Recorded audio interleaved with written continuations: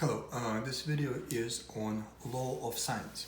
Law of sines is is more powerful than the laws that we have used before because the law of sines works for any triangle, not just the 90-degree triangle. Everything we have done so far had been done on a right triangle, so one of the angles had to be 90 degrees, usually the angle C. And for such triangles we have the sine, cosine, tangent, and the other three trigonometric functions, cosecant, secant, and cotangent. So all of those functions were set up using the 90-degree triangle, and they no longer work if the triangle is not 90 degrees. Also, Pythagorean theorem is also only useful if the triangle is 90 degrees. If it's not 90 degrees, we cannot use Pythagorean theorem either. The only thing that is true for any triangle is that all the angles inside will still add to 180 degrees. But we're not going to benefit from it in our example because in our example we're missing two of the angles. So we need a different approach to find one of them. And this is where the law of sine comes in. So the law of sines uses only the sines of the angle and the side. So let's put in our information on the diagram and then use the law of sines to find the missing pieces. So what we have is, we have that we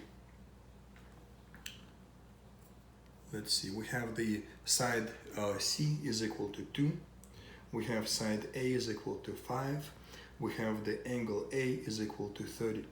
So if we use the law of sines for the A, we have everything. We have the angle, we have the side, so sine of 30 degrees divided by A, which is 5, is equal to, now for the B, we don't know anything. We don't have the side and we don't have the angle. So this will not help us. But for the C, we have at least the side. So the C side says that the sine angle C divided by the side C, which is 2, is going to be the same proportion as the sine of 30 divided by 5. So from here we can find hopefully the angle C. And we can use the calculator to compute this piece, and we can do it either by hand, because we know that sine of 30 is 1/2, and 1/2 divided by 5 is 1/10. Or we can just type in the calculator, sine of 30 divided by 5 happens to be 1/10, so 0.1.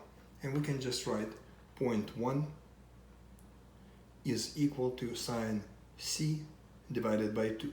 All I need to do is cancel the division by 2, multiplying both sides by 2, and now I have the sine C is equal to the 0.2. And to find the actual angle C, I need the inverse sine. So I need the sine inverse of the 0.2, and that's the actual angle C.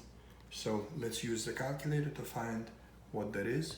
Sine inverse of 0.2 happens to be 11.536, so let's say 11.54 degrees.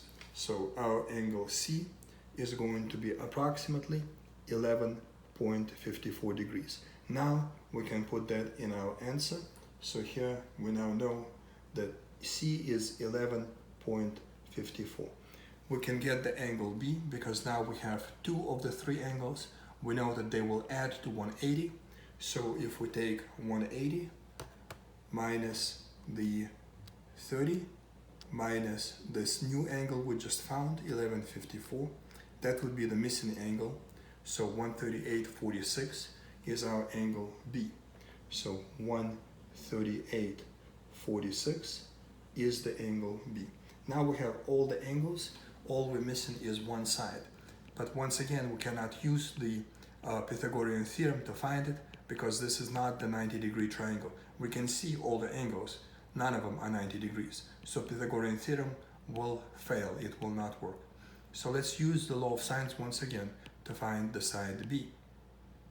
And we can use the same ratio that we have used in the first example. So here we have the sine of the 30 divided by the side, which is 5, equals to the sine of the angle B, which we now know is 138.46, divided by the side B, which we're looking for.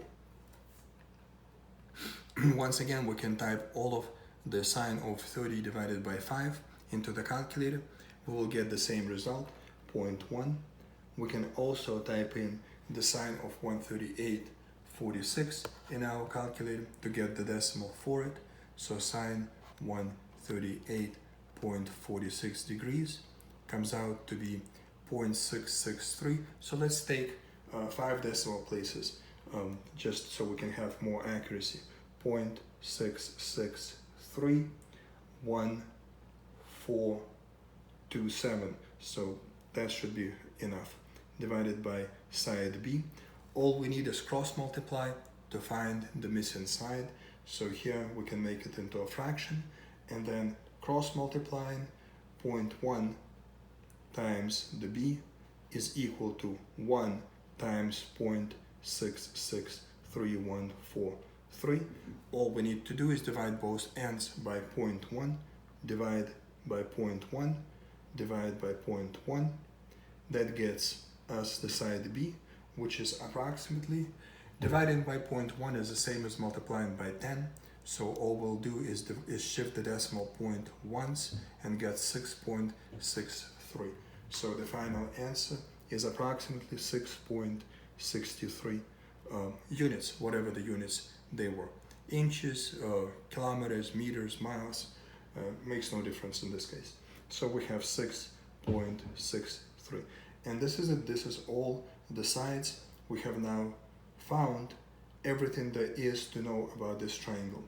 We have solved the triangle, and that's the end of this question. If you have any questions on anything, please let me know, and thanks for your time. Take care.